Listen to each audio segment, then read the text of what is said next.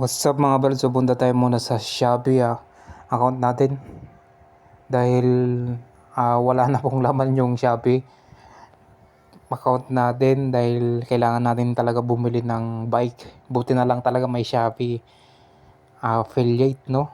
Mayroon tayong pangkukuhanan. Mayroon tayong na save. So yun ang kagandahan dito at naiipon siya. So ito siya, 7. Okay, 7.11 na lang.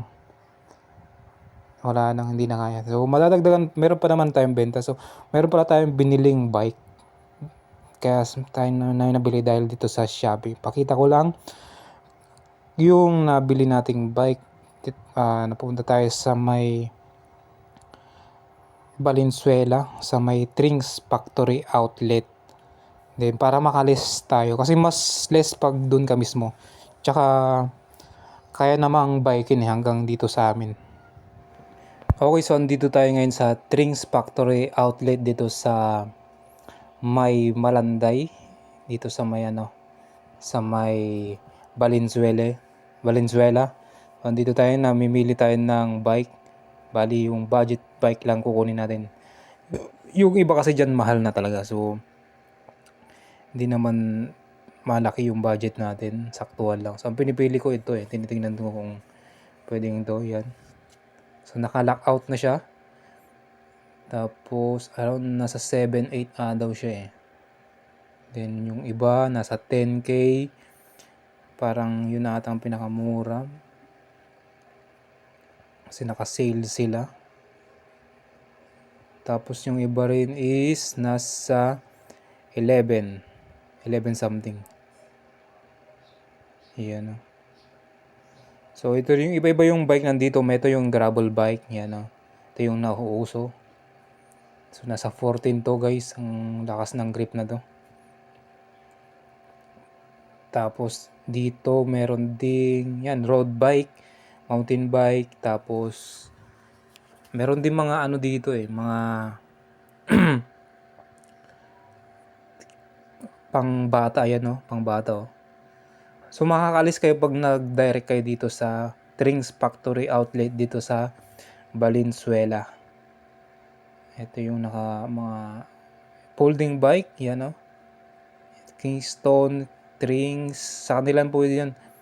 Yan, ang dami pang bata dito Then dito din yung mga ibang parang mga display dito nila. Yan tayo guys Okay. Video lang tayo. Kasi first time natin makapunta dito sa Trinks Factory. What's up mga brad? So andito tayo ngayon sa Norsigaray. Bike muna tayo. Jadi ito yung ito pala yung bike na nabili ko. Gamit ang Shopee, sa Shopee affiliate. Yung kinita natin dun is ito. Pinambili natin ng bike para medyo sira na kasi yung bike ko na isa Kaya meron tayong isa dito na nabili. Mura lang naman do. Pero at least galing sa Shopee. Yung kinita natin sa Shopee affiliate, ito na. I-nash out natin yung iba. So pinaghirapan mo, nakikita mo na kahit pa paano di ba? So sa susunod siguro kung marami pa tayong mabenta motor ng natin. Exercise din kasi ito mahilig tayo magbike. Yan, sipag lang, yun lang. So hindi naman siya related sa pero ito yung result, di ba? Small result pala. So yun lang, gusto niyo punta dito sa Norsigaray, doon sa 100 step sa may mga bata din dito. Pag Sunday medyo maraming tao dito Okay, so ito pala yung dati kong bike. Tingnan nyo naman, ang dami ng old na talaga. So maraming sira to guys. Tingnan nyo, pinalit ko lang yung shock nyan.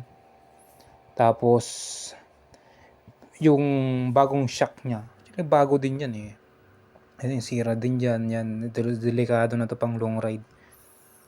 Tapos dyan umalog na dahil din yan natagtag So, yun oh, may welding din yan. Dami din talagang sira. So, ito na yung bago natin.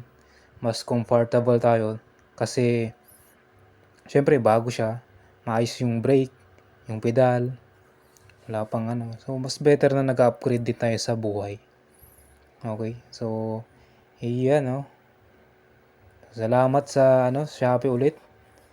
Then, maging masaya tayo sa small wins.